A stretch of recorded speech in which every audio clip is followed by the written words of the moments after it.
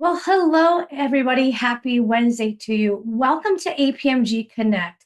This is the live stream panel show where we delve into the latest industry trends and insights.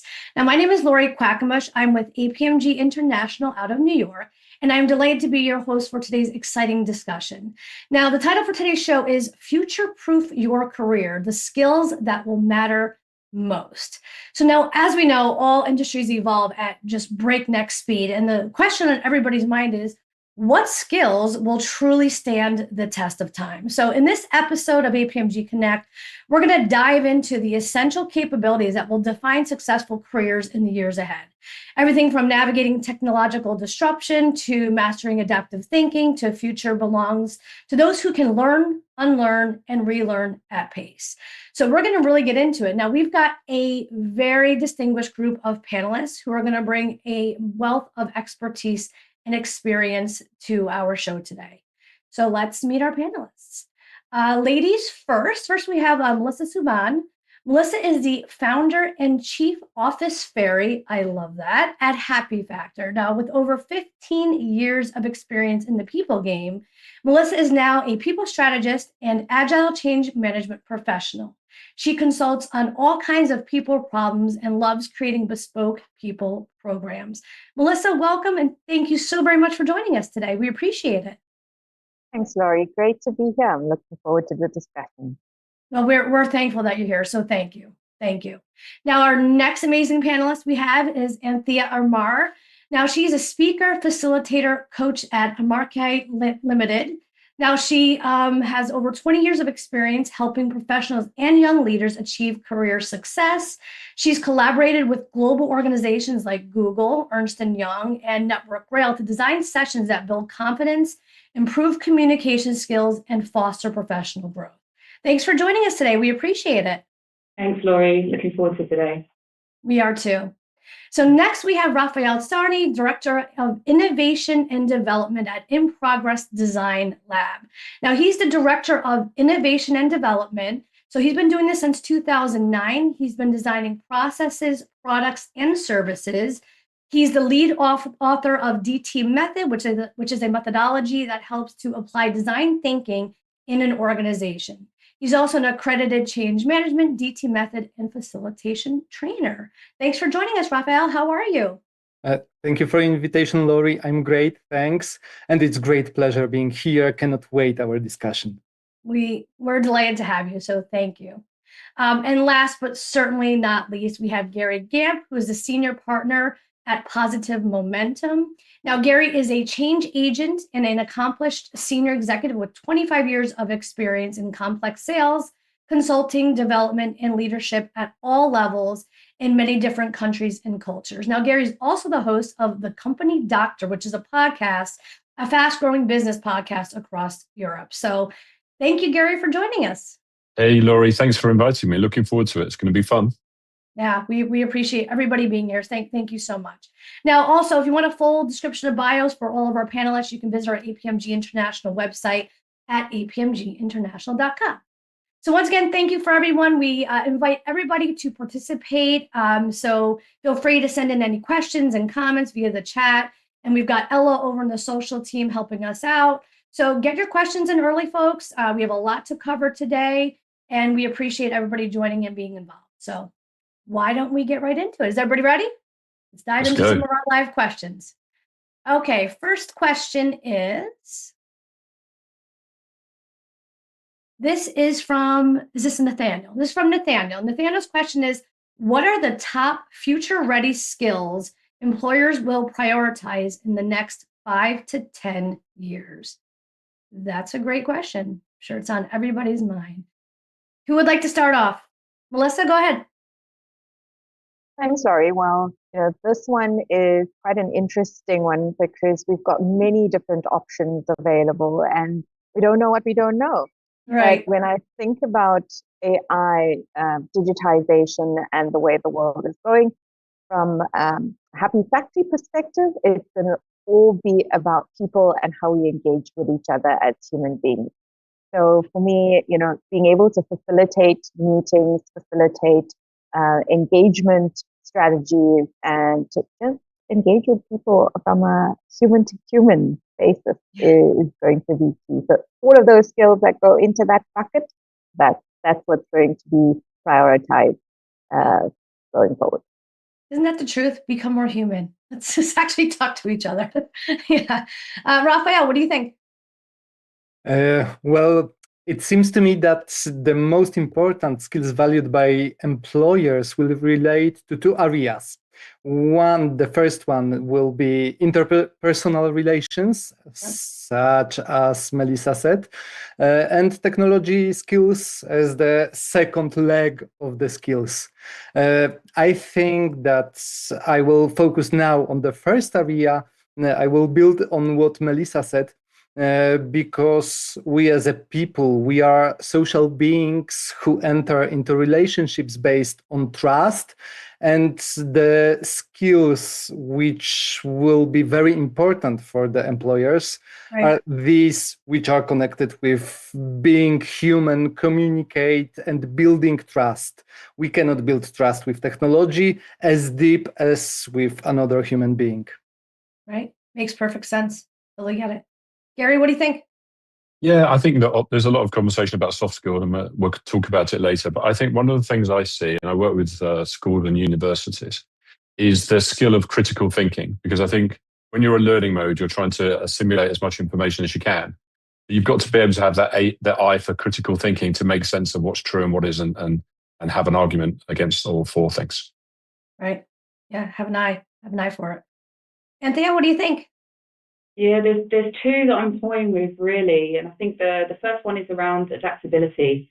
So the whole point of AI is that it's adaptable. And so if we're moving in that direction and you want to be somebody who can be or utilize different skills, change with the times, you need to be able to adapt.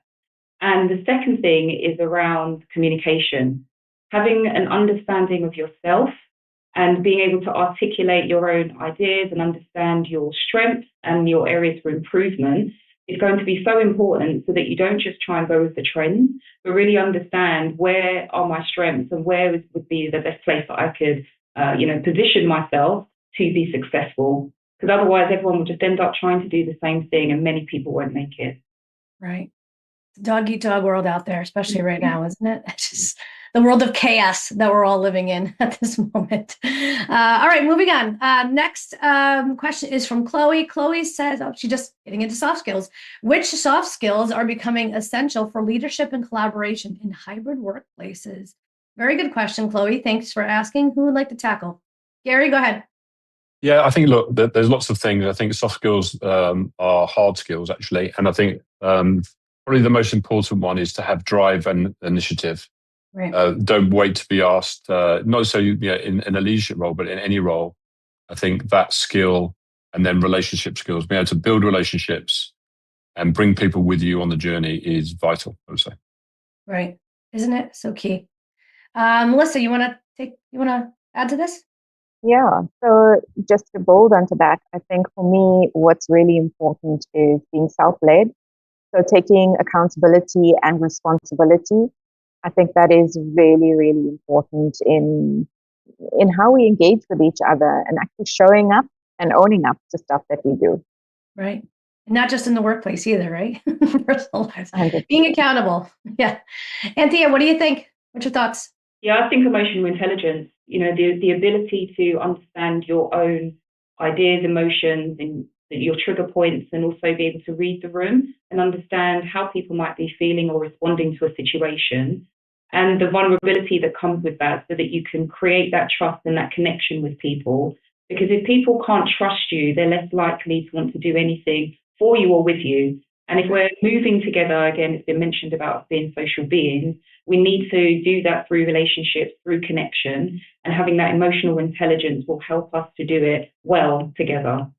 Yeah, I love what you said. Read the room. Makes such sense. All right, we'll move right on here. Next question is from Jordan. Jordan says, this is such a good one. Is AI a threat or a tool for career growth? And how should we adapt? A good one that's on everybody's minds. Anthea? Yeah, I think AI is a tool. It's not a threat. I mean, if you think about a hammer used in the wrong hands, it becomes dangerous. For most people, it's like, great, I can get my shelves up, right? So it really does depend on the intention that sits behind it. And if we consider that it requires us to adapt, and we can become adaptable to AI and see how it can help to support us and to upskill us maybe in a quicker way. I get that matrix download everything that I need to know about subject X type vibe. You know, if we're using it in that way and it helps us to be better and do better, I think it can definitely be used as a tool. Yeah. I like that. I see it the same way, as a tool. Like, let it help you, not hinder, right? Don't be scared. Don't be scared. Don't be scared. We'll go with Gary. Did you want to add to this? Yeah, I think, look, people need to stop worrying about it and start working with it. It's an opportunity to be better, to squeeze more out of the lemon, to work in a better way. It's a bit like, you can get those cycles that got the electric motor, and they kind of, the real cyclists don't like them, but actually to me it just gives you a little bit of a push and makes you better, and then you can spend your time on more important things. So go with it. Don't fight it. Love it. Love it. Raphael, what do you think? Yeah, we could a bit change this question to electricity. Is electricity a threat or a tool? Or is a dynamite a threat or a tool for people, for all of us? So I think it's definitely a tool which can be a threat. It will open new opportunities, and we are here to think about this different possible opportunities in the tomorrow's world when AI will develop more. But I think we should focus on the possibilities, not on the threat. On the threats also, but not think about a threat only. Right. I agree with you. It can be scary. Sometimes we see some scary stuff on AI. But again, use it as a tool. Melissa, did you want to add? Well, I love all the panelist analogies, so I'm going to add one more. And because I'm a Star Wars fan, think of it like a lightsaber. Could be in the hands of Luke Skywalker, could be in the hands of Darth Vader. Just depends on how you want to use it. And the words I think that I've heard recently come up around how we use AI to enable ourselves is that it can be a force multiplier, which means that you can use it to do things simpler, better, faster. But again, for me, what it means for me is that it can help me be more human. I love that. And I think you just got the analogy of the day, the Star Wars lightsabers. Yeah, you beat. That's fantastic. Really, really good stuff. I'm telling you, we have such a great group of panelists here today, guys. So thank you so much. Such a nice, diverse backgrounds too. All right. Our next question is from Samuel. Samuel says, what are the most valuable digital skills for remote work and global collaboration? That's a good one. It's a really good one. Gary, you had your hand up first. What do you think? Because I just feel like I need to be controversial. Why not? Yeah, I think the most valuable digital skill is not, I know I look old, but don't use it. The goal is the words collaboration. And I think we're losing the art of speaking to people, being with people, getting underneath the skin of what's really going on. And it's really hard if someone's starting out their career. If you're remote, you're missing out on building credibility and relationship. There's obviously a place for being remote, and there's a lot of discussions about where you work. But consider this: people met people at work and they got married from it. People build long-lasting relationships. How is face? So right. Be digital, but be face-to-face first. Sorry about the controversy. No, we like the controversy. We like it. Did you want to add? Well, I'm going to say I agree and I disagree. I think that fluency is really important from what I see right now. Right, this is not five-year progress. It's currently what we're seeing in the environment is that data literacy or data fluency and AI literacy is something that companies are really looking at right now. And I'm going to say the part that I agree on with you is how we communicate and engage with each other. And that for me is how do we take data, or how do we take that information that we're using technology or technological tools with, and then how do we translate it? So data storytelling. How do you ingest that information in your brain and then say it in a very short, sharp, distinct manner that people can understand you And also, how do you make that information meaningful to people around you? So for me, that would be my agree and disagree. Love it. We'll take it. We'll take it. Gary, did you want to come I just back? wanted to say, just I'm not wanting to speak all the time, but just Melissa, just a comment, and it's a bit like the AI challenge that people are AI washing, and it's making people lazy. So I'm very for technology, I genuinely are, but I do worry that it's becoming a crutch, and therefore we need to find better ways to make sure that people keep it real and stop being lazy. Isn't that the truth? My husband tells me as an IT guy all the time, he gets resumes in and you can tell they're just AI generated. People just are gotten so lazy with it. Good point. Raphael, did you want to add to this question? What are your thoughts? Yes, I have one more thing, because we are talking about digital skills for remote work and global collaboration. And I think that there is one thing to add. It is a digital limit, because we should know where the digital world ends and when we need human connection with other people. We are social animals, and we need a sense of belonging. So the possibility of building this in organization is very important part of creating organization in our cultures, in our ways of working. So we shouldn't focus only on digital skills and on using it all the time. We should also focus on the digital limitation. Where is this limit which a human being can perceive, and when we should take care of this, our human factor. Love that. Love that. Makes sense. Melissa, did you want to add to this?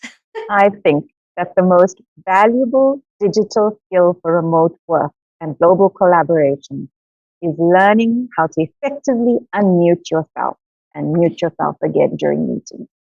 I'm going to add that one. Effectively unmute yourself.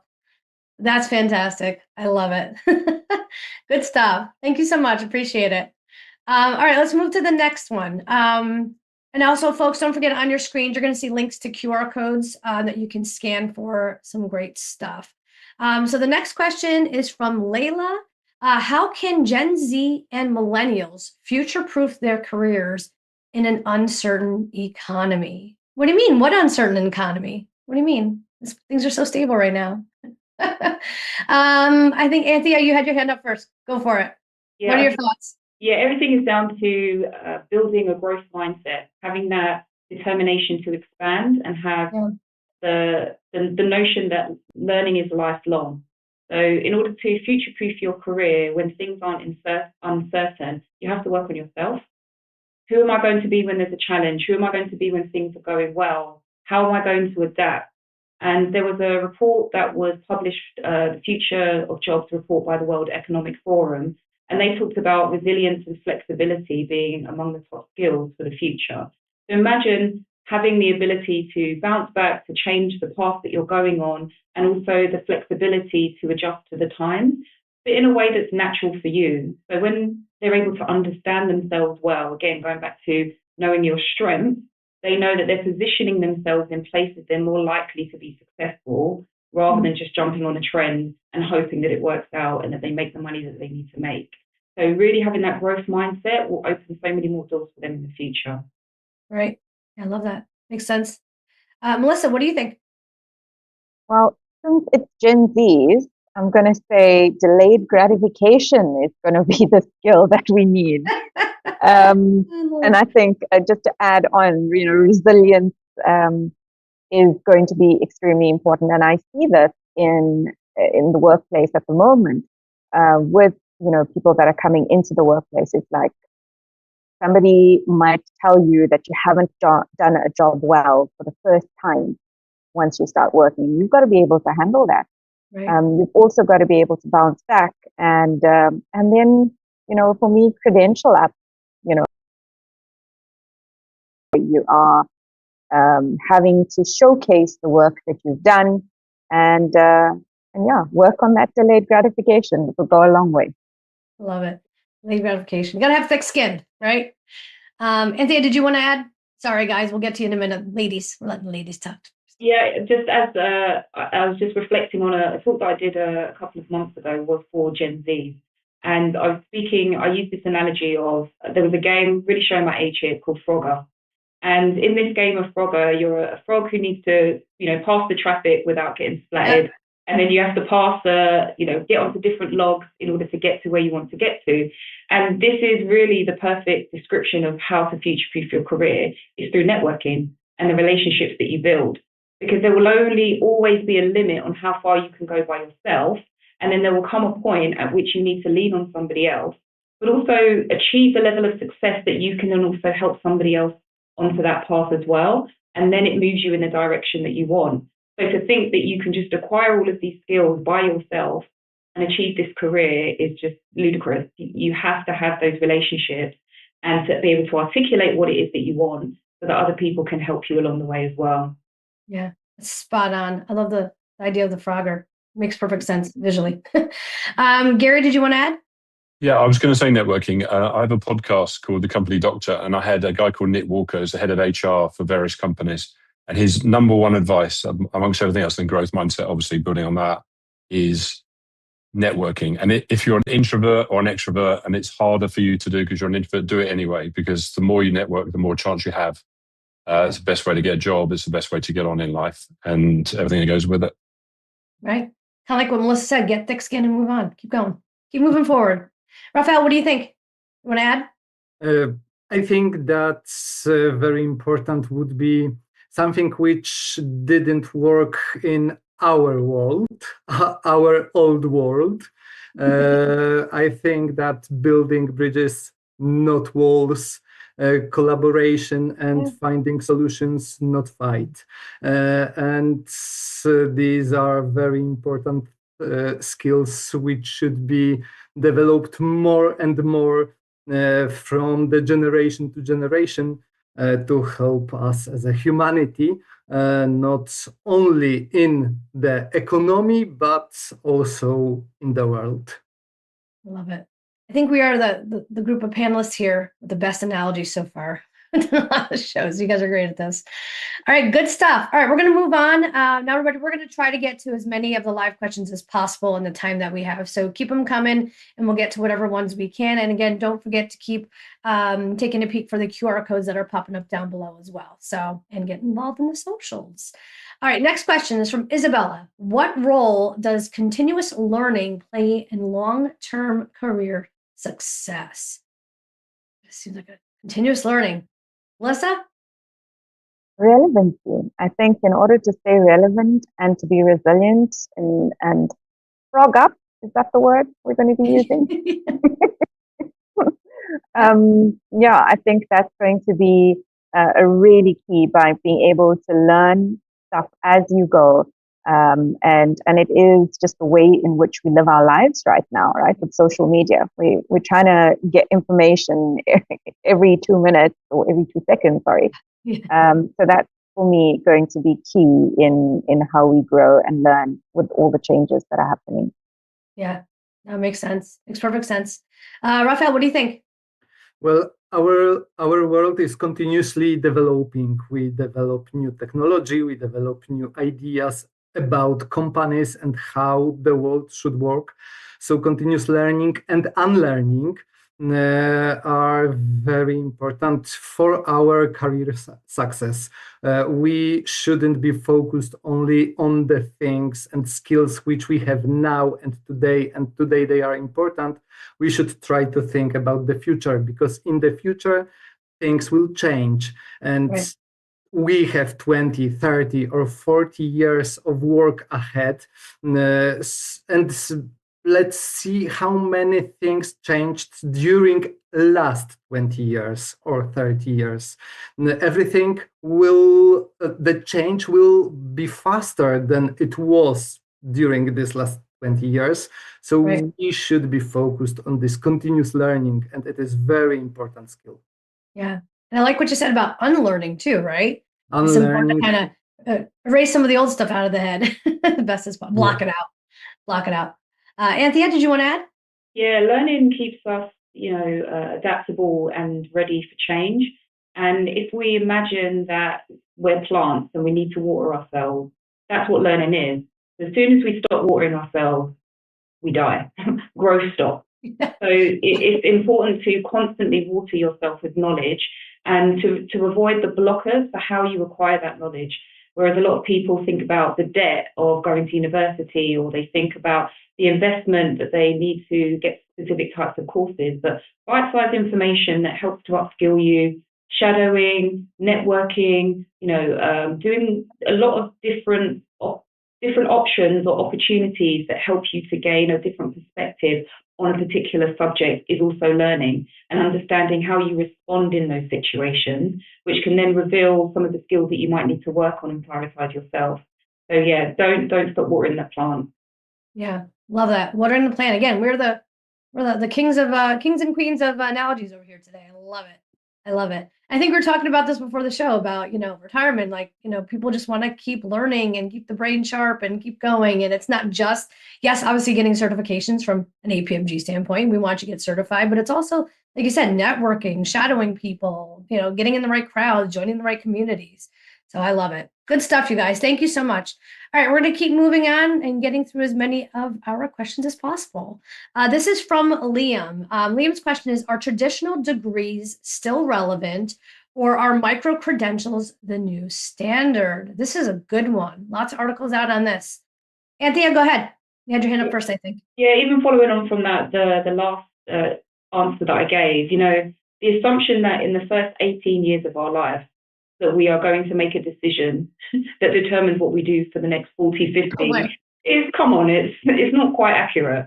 So it depending on what it is that we want to do. And if we have that certainty, of course, go to university, get that knowledge, have that foundation, start something to do with science or law, where you really need to understand the theory and the logic behind things. But where there are things where some of us are quite creative, or maybe we think slightly different, we don't quite know ourselves or what it is that we want, having those micro credentials where you can essentially test the water is important to have. Do I like this? I mean, when I think back to my own life, I think it's been a process of elimination.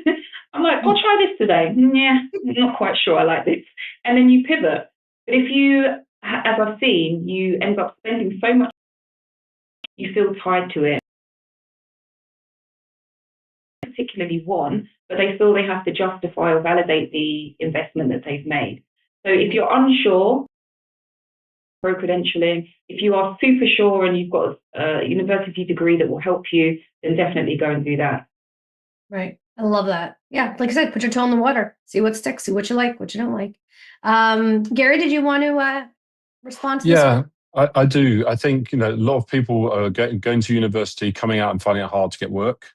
So I think it's important to get a baseline education, of course. I think it's really important, but I think it's just as important to plot your career at the earlier stages. For example, if you need to show experience, because most people don't have any, and when you go to the employer and they says, I can't give you work because you don't have experience, then try and create some. So do a charity event, do some coaching, organize something, have something to hang your hat on. Because I think if you do that at the same time, you've got a better chance of getting work, because you'll get stuck and you're competing with everyone else. It's very competitive. So you need an edge about you. And so work on that edge as well as a degree. It's not just about being academic. It's also about being having some common sense as well. So. Yeah, I love that. Love it. Really good advice. Get the edge. Melissa, did you want to respond to this one? I think yes and no. I think it depends on what it is that you want to do. I mean, no one wants to go to get surgery and then the surgeon just says, oh, I've got to did a online Udemy or one of those online courses. So I think it depends on what it is that you want to be studying and whether there is a, technical requirements and things like that. And then I really liked what Anthea said with regards to testing the ground and, go slow to go fast, to go far. And so doing the micro credentials could be really, really great for people that are unsure about whether they want to do something or maybe even pivot in their careers. And I'll leave you with one thing that I I tell a lot of people, you're never too old and you're never too late. Go and try something. Just try it and see what happens. And if you don't like it, move along. There's a lot more to life to live. Yeah, I love that. I love that so much. That's good stuff. Raphael, did you wanna add on? One last thing, because I don't know if anyone from university is watching us and is hearing our discussion, but I think that universities face a really big challenge because the universities are too traditional. They are too conservative in their teaching and how they teach new generations, and they need to change. They need to change the way of teaching. I think that micro credentials are very important for people who already are on their path of career, but to start any career, we need any kind of a trampoline or something like university, and this first experience with different kind of thoughts and ways of developing and learning. So I think that this is very important to you, universities and teachers on the universities. I feel like you hit the nail on the head. You look back at the old kind of degrees, and they were so kind of old-fashioned, and it's old syllabus, and just I feel like the universities need to adapt to where we're seeing that a lot at APMG. A lot of our training organizations are universities and colleges, and they're wanting to institute a lot more of these credentials and certifications and micro certifications into their programs, because that's what people want. They want to have those little different chunks, like you said, and kind of pivot from those. Gary, what do you think about this? Yeah, I just wanted to add something because I'm not very smart, so I didn't go to university. And I remember going for a job interview once, and the guy who was interviewing me said, "Your CV is not very impressive academically." And I said, "You're right, but I've got a PhD in my team. So as long as I surround myself with smart people, I seem to be okay." So I don't think it's the be all and end all. Sorry, I wasn't that lippy, but as an example. It's important, but I think it's more important now. But as it's become more competitive, if everyone comes out of university with a degree of some sort, then you've got to differentiate. You need something back to the edge. You do need something else. Right. But I agree with you though that we do need a baseline. I think I'm not suggesting people shouldn't go to uni. I just wasn't smart enough. Right. How about having like a blend, right? A nice mix between the two. Like micro learning is important, having some baseline degrees important, so we can marry it. Melissa, did you want to add to this one? Yeah, I'm loving this discussion, and also something really passionate about that. The traditional way of how we were taught and how we did things was that you needed a job. And so what was the degree that's attached to that job? And if you think about where we're going to be in 5 years, we all don't know. So if that job of the future probably doesn't exist, how can you attach, particular degrees or qualifications? So, I think that micro learning is the way that people want to learn. This is how we trained ourselves with social media, right? We want things in short, sharp bursts. And so learning and getting certified should be exactly, the same way. So I really think that for me, it's about creating proof points. Yeah. How many proof points does a degree get you versus how many proof points does, many different certifications get you? Right. And then what is important for your career? And it is very career specific. So really loving this discussion. Right. No, this is a good one. This is a really good, juicy one. And like you said, prove it. Like, how are you going to prove those skills? Like, for example, we've got the Sophia assessments and things, lots of different assessment frameworks out there. Anthea, did you want to? Yeah, if we think about, both of them can be relevant depending on the circumstance. I think Raphael has a great point about how is it taught. As somebody who has on paper excelled academically throughout my life, I don't remember half that stuff. I did what I needed to do to memorize what I needed to memorize in order to get the A star, the first class degree. Ask me what I did, I have no idea. But then because I've started to learn after I've come out of that system and realized that I'm actually more of a creative person, And so then opening up that creative side and realizing that storytelling, visual description are things that I remember. I have been able to retain so much more information from a single analogy or a story that someone tells me, right, which I can then put into practice and shows that I'm capable of doing that thing. But then if you give me a written exam that I need to memorize, yeah, I'll get it. I'll probably get 100%. But the question is, have I retained it? And, right. and if I have retained that information, again, going back to what Melissa says, then there'll be proof of that. But do you want to be in surgery?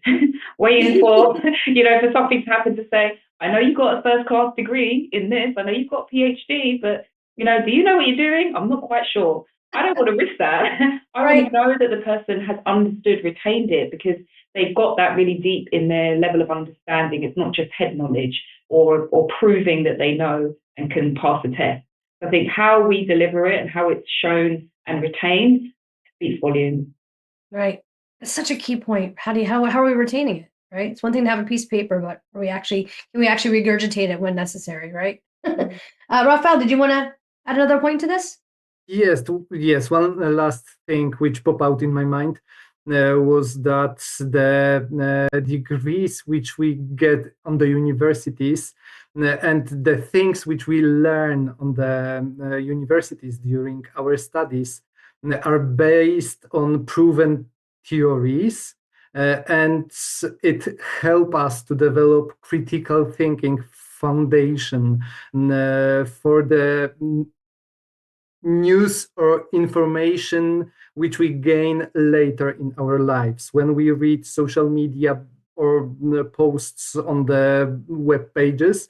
Having this proven knowledge help us to I don't know, maybe not fact checking, but help us in prioritizing it and let's say understanding it better. Right. The micro credentials usually are based on proven knowledge, but not always. And there is Right. a lot of, for example, training courses in different training companies or conducted by individual trainers who are trying to teach something which is let's say a kind of magic. It's not based on proven theories. It's based on intuition or something like that. So we still need to have a traditional degrees and traditional learning and the structure which will give people this proven knowledge, proven theories, because it is a foundation for critical thinking. And as Gary said at the beginning of our meeting today, the critical thinking is also a very important skill for the future. So that was the thought which I had. Yeah, love it. Thank you. Question, and this is serious stuff, right? Everybody's thinking this, so it's so good that we're talking about it today. All right, we're going to kind of move along kind of a little quicker here, guys, because we have a lot of questions to get through. We're going to try to get to as many as possible. So our next question, I'm a New Yorker, so I can talk fast. Next question is from Grace. How do emotional intelligence and adaptability impact career resilience? This is a good one. Gary, what do you think? Anthea talked about it before, growth mindset. So a lady called Carol Dweck was interested to know why some people recovered from adversity and some didn't. And what she found is that you either had a fixed or a growth mindset. A fixed mindset is you think you can only be successful if you're smart. And the growth mindset is you think you can learn and do things better next time and learn from other people and improve. And I think that's the mindset you need in order to pilot your career. You should always look, how can I do it better next time? And parents need to stop telling their children that they're smart and start telling them that they've tried hard and they can really learn from something. And we need to praise wisely so that people can develop. But that's the number one skill you need. You need to have a growth mindset. Buy the book called Mindset by Carol Dweck. It will change your life. Love that. And it's so interesting. Like, stop telling the kids that they're smart. Let them grow. Let them grow. Melissa, did you want to add to this? Yes.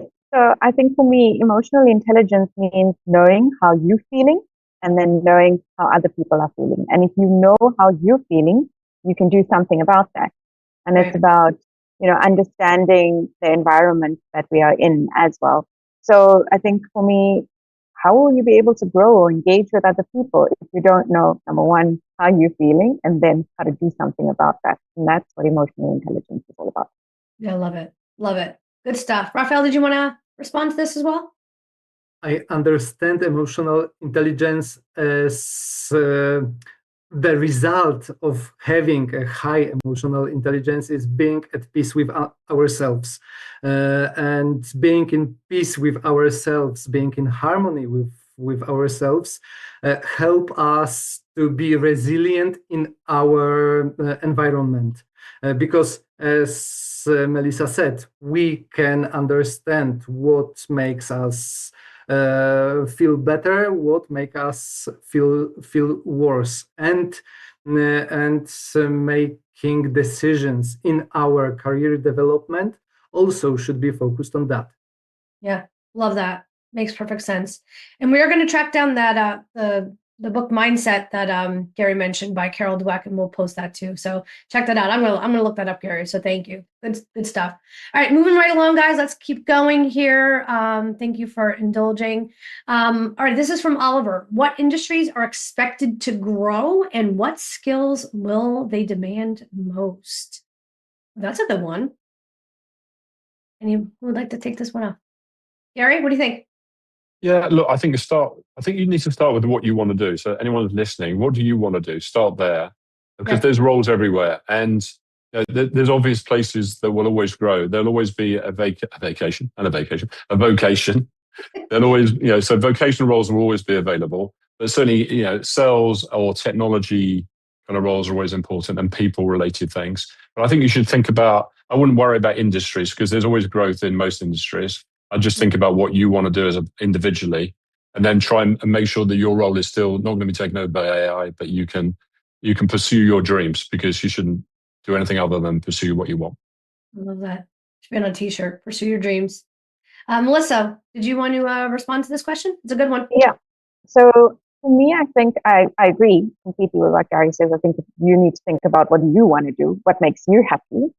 And then, make that your job, or create that role for yourself and envision what would it look like in the future, no matter what industry.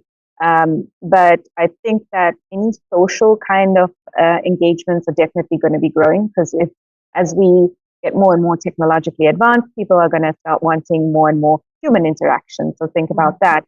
And then anything, I call it green stuff. All the green stuff, because we're getting more and more invested in being tree huggers. I'm a tree hugger. And so where does that, fall in corporate social investment, things like that. So that's where I foresee growth. Yeah. Kind of like what Gary said, just kind of get what you like and run with it. You want it, go for it. Raphael, did you want to respond? Yes. Manufacturing has changed into electric factories with machines and computers, but handicrafts have gained popularity and are highly valued by a large part of people, by a large part of society. It is and handicraft things are very expensive, and people live by making handicrafts. There are fast foods which also produce the food with using technology, but we enjoy eating at slow food restaurants as well. So maybe, perhaps, person-to-person industry will emerge in the new world, and the high value and maybe high demand services will include person-to-person, human-to-human solutions. Maybe training courses made not in online environment, but on site, maybe in the nature, in the wood, or something like that, will get more and more popular. It's just a thought, but no, that hit the nail on the head. Gary, did you want to respond? Yeah, I just wanted to politely disagree with Melissa, because although we hope, and this is not my own thoughts, but I know we hope that everything is green. But what I've seen over the last year, where the market's got difficult, is that green has gone off the boil, where some people were greenwashing and doing it because it was a tick list and not always for the right reasons. Right. Things like ESG have gone off the boil, and I'm not saying they should, but that's an observation. And then, and then I think the obvious one is we talk about things like AI. Don't observe the masses and do the opposite. Look at AI in a different way, which is, is there a way to enable more efficiency from people individually rather than at the company level? Can you be more valuable for a business? And so prompt engineering and things like that will become really important. Right. So there's various things like that. Sorry to speak twice. Yeah. Melissa, did you want to come clap back? What do you think? Yes. So I have faith in humanity, Gary, and I believe that we are actually going to see the light, and we're going to be vested in this. The fact that Gen Zs are coming into the workplace now and are really passionate about causes, I think that that's going to have a really big influence on what companies also see fit to invest in and put money into. So that's going to be my response to that too. Tonight, Melissa, I love your optimism, enthusiasm. So bring it on. We need more of that too. So, Anthea, did you want to add? Yeah, I wonder, is uniqueness an industry? That's my question. Because the thing is, if you have a different perspective, you can offer creativity, you can solve problems in a different way. These are the things that are going to help any industry grow. So where we can focus on specific industries and say, well, I think I should put all of my eggs in that basket and get skills for this. The thing is that are we able to do things better? Is someone able to come up with a way that helps us to grow, to develop, to solve problems in the world? And if they can get to that stage, anywhere the investment that comes to help those things continue, that's the area that I think will grow the most. So again, it comes back down to what are our strengths? What can we add? How can we add value to any situation that we're in? How can we think differently? How can we collaborate? Perfect. Wow, did we mention perfect framework? Yes, of course. No, perfect. Wow, did we mention perfect framework? Yes, of course. No, okay, it was just a wink. But any framework which help finding solutions, for example, design thinking and DT method, might be helpful in developing in our developing world. Yeah. And in all seriousness, if you haven't checked out DT Method, please do check it out on our website. It's an incredible program there. All right, let's keep going, guys. Again, we're going to try to get to as many as we can in the next 10 minutes. So we apologize if we can't get to everybody's questions. And apologize for my head cold here. All right, next one is from Caleb. Which human-centered skills like creativity, empathy, or collaboration will remain essential despite technological advances? I think we touched on this, but this is a good one. Gary, what do you think? Yeah, look, I think it's really important to have energy and connectivity. You know, if you can, even when it's uncomfortable, be the person that connects, has energy, and builds relationships, and and be kind. I think that those sort of things will really help us in the upside down world that we're in right now. Upside down world, be kind. Yeah, Anthea, did you want to respond? Yeah, creativity is so important. It helps us to be self-expressive. There are no limits on creativity. So this is where we can really get those gems of perspectives and ideas that help us to drive innovation. So that if we can be as creative and open as possible, we will get ideas that are not linear and not focused on a problem right in front of us, but also will allow us to see beyond that and how we can prevent things from taking place based on the decisions that we make today. Yeah, I love that. I remember my very first job when I was 18 in Wall Street was my mentor said, be a sponge. Be a sponge. Just soak in from everybody around you as much as you can. I just love that idea. Good stuff. Creativity. Melissa, did you want to respond to this? Yeah. So for me, it's going to be intuition. I think really understanding what our gut is, understanding how we feel, and getting that sense of internal knowing what knowing feels like to you. And when you arrive, really will let your the inner you just point you in the right direction, no matter where it is that you are, or no matter what kind of problem that you have. So I'm going to say intuition for me is going to be key, with a close second of self-awareness. Because if we have self-awareness and we understand our minds, our bodies, and our energies, we're able to do something about it. Yeah. I gotta say, I'm loving your guys' responses. We're just giving such, bandwidth here for everybody. Raphael, did you want to respond to this quickly? I give huge plus one to Gary's connectivity because it is very, very important as a relationship building thing, but also giving support to others. Right now, a lot of skills are for therapists or psychologists only, but maybe we will find a way to teach other people, not only psychologists and therapists, about giving support to other people's, especially when we are not physically close to each other. Right.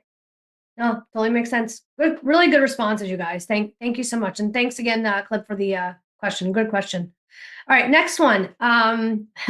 This is a great one. What skills will stand the test of time? Melissa.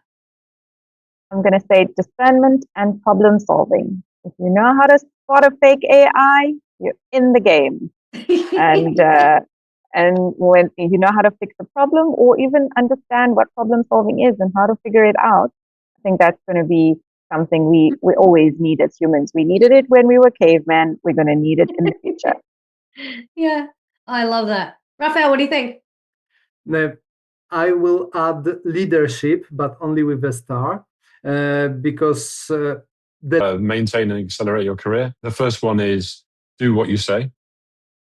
You never commit to things you're not going to follow through with. So do what you say, because most people don't. And secondly, be on time. It's a massive credibility builder if you're on time. So if you do those two things together, I think it will set you apart.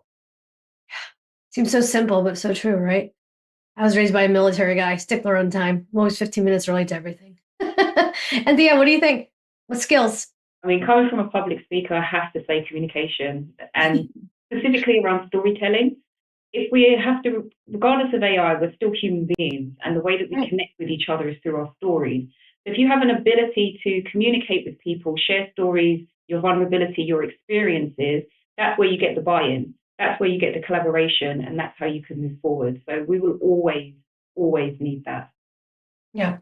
Oh, it's perfect stuff. Good stuff. What great questions, everybody. Great responses. Thank you. Such good stuff today. All right. I think we have time for one more. I'm sorry again to everybody for not being able to get to all of these. The last question is, what are the biggest mistakes people make when trying to future-proof their careers? This is a juicy one. Gary, you had your hand up first, I think. Yeah, no, I had to say this. Confusing activity with accomplishment. Being a busy fool. It doesn't, it's not how busy you are in front of your boss that makes the difference. It's what you get done. So always be outcome focused. Love it. I love that so much. Anthea, what do you think? Yeah, interestingly, I'd say the biggest mistake is that people are very outward looking rather than inward looking. So they look to see what everyone else is doing, jump on that, and hope that it leads them somewhere, rather than taking a stop and being very confident in who they are, what their strengths are, what they want to do, and how they want to progress through or navigate in this world.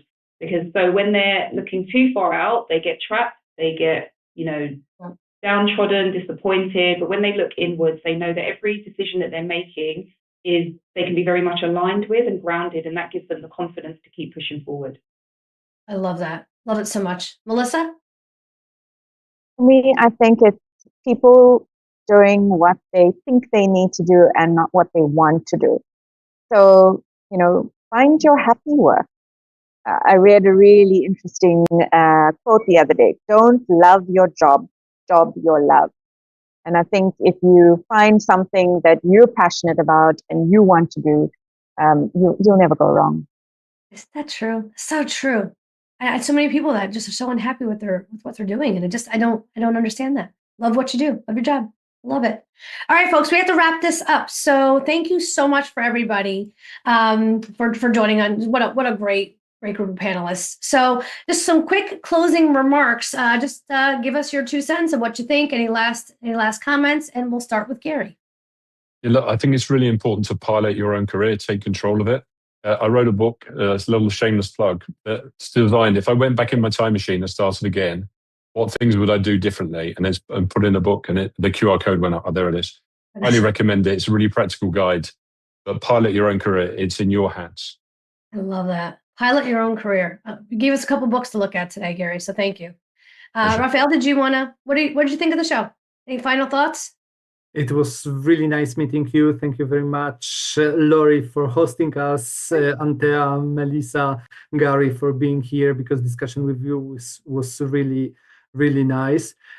We agree on most of the topics, which was very interesting for me, because I thought that we will find some field to have a fierce discussion. But it was really, really great sharing our ideas, and that they are very similar, although we are from different parts of the world. Yeah, I love it. Yeah, no question. I love it. That's why I like hosting so much, because I learn something new every single time with having such, experts here. Anthea?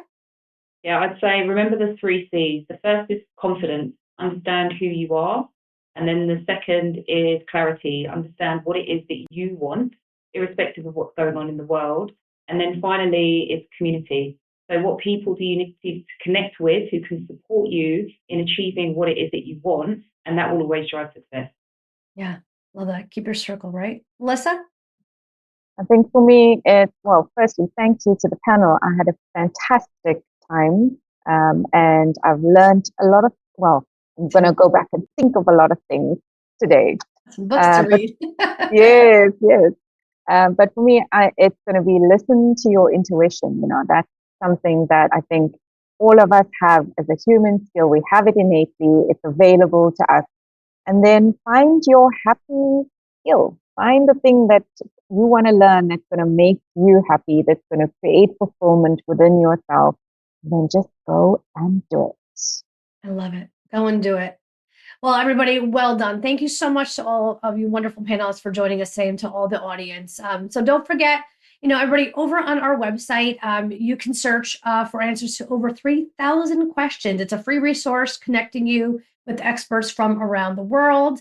And don't forget, you can also listen to the audio versions of our shows on your preferred podcast platform. And just kind of looking ahead, we do have an upcoming Connect event on October 1st, which is the Modern Project Leader and what skills you actually need. Then on October 15th, we have the Modern Project Leader. Oh, sorry, same thing. On the October 29th, we also have the Digital Maturity Decoded and what good looks like in 2025. I'll post those properly when we get a chance after the show here. And again, thank you so much to the audience. Thank you so much to all of you wonderful panelists, and to the folks bringing in these great questions. I think this is such an interesting and very important topic to talk about. And thank you, everybody, so much. Have a great rest of your day, and we'll see you guys soon. Bye now.